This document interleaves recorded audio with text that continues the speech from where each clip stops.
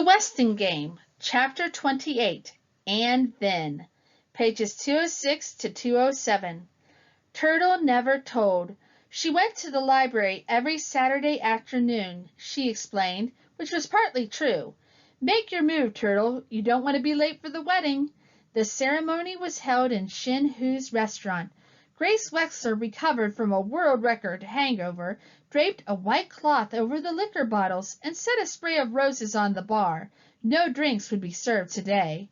Radiant in her wedding gown of white heirloom lace, the bride walked down the aisle, past the tables of well-wishers, on the arm of Jake Wexler. Mr. Hu, the best man, beamed with pride at her light footsteps as he supported the knee-knocking, nervous groom. A fine red line of a scar marked Angela's cheek, but she looked content and lovely as ever in her pale blue bridesmaid's gown. The other bridesmaid wore pink and yellow with matching crutches. The guests cried during the wedding and laughed during the reception. Flora Bomback smiled and cried at the same time. "You did a good job altering the wedding dress, Baba," Turtle said, which made the dressmaker cry even harder. "A toast to the bride and groom," Jake announced, raising his glass of ginger ale, "to Crow and Otis Amber." The heirs of Uncle Sam Westing clinked glasses with the members of the Good Salvation Soup Kitchen, sobered up for this happy occasion. To Crow and Otis Amber. Apartment 4D was bare. For the last time, Judge Ford stared out the side window to the cliff where the Westing house once stood. She would never solve the Westing puzzle. Perhaps it was just as well. Her debt would finally be repaid, with interest. The money she received from the sale of her share of Sunset Towers would pay for the education of another youngster, just as Sam Westing had paid for hers. "Hi, Judge Ford. I came to say goodbye," Chris said, wheeling himself through the door. "Oh, hello, Chris. That was nice of you. But why aren't you studying? Where's your tutor?" She looked at the binoculars hanging from his neck. Pages 208 to 209. At the binoculars hanging from his neck. "You haven't been bird watching again, have you? There will be plenty of time for birds later. First, you must catch up on your studies if you want to get into a good school." Good heavens, she was beginning to sound like Mr. Hu. "Will you come to see me?" Chris asked. "It gets sort of lonely with Theo away at college." The judge gave him one of her rare smiles. He was a bright youngster. "Real smart," Sandy had said. He had a good future. Sandy had said that, too. He needed her influence and the extra money, but she might smother him with her demands.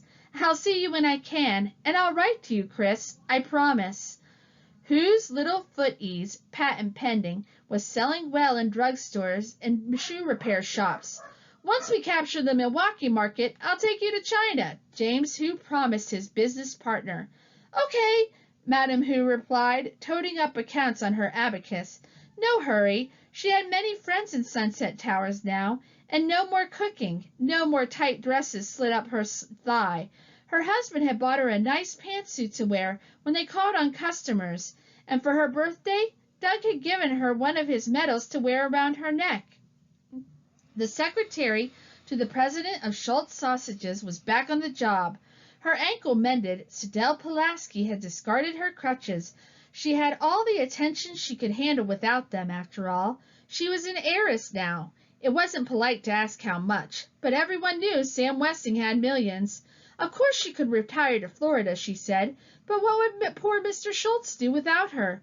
And then, one unforgettable Friday, Mr. Schultz himself took her to lunch. Jake Wexler had given up his private practice, both private practices, now that he had been appointed consultant to the governor's inquiry panel for a state lottery, thanks to a recommendation by Judge Ford. Grace was proud of him, and his daughters were doing well. In fact, everything was fine, just fine. Who's on First was a great success. Grace Wexler, the new owner, offered free meals to the sports figures who came to town, and everyone wanted to eat where the athletes ate. The restaurant's one windowless wall was covered with autographed photographs of Brewers, Packers, and Bucks. Grace straightened the framed picture of a smiling champion signed to Grace W. Wexler, who serves the #1 food in town, Doug Who. She certainly was a lucky woman, a respected restaurateur, wife of a state official, and mother of the cleverest kid who ever lived. Turtle was going to be somebody someday. A narrow scar remained, and would always remain, on Angela's cheek. It was slightly raised, and she had developed a habit of running her fingers along it as she pored over her books. Enrolled in college again, she lived at home to save money for the years of medical school ahead. She had returned the engagement ring to Denton Deer. She had not seen him since Crow's wedding. Ed Plum had stopped calling after 10 refusals. Page 210. Refusals.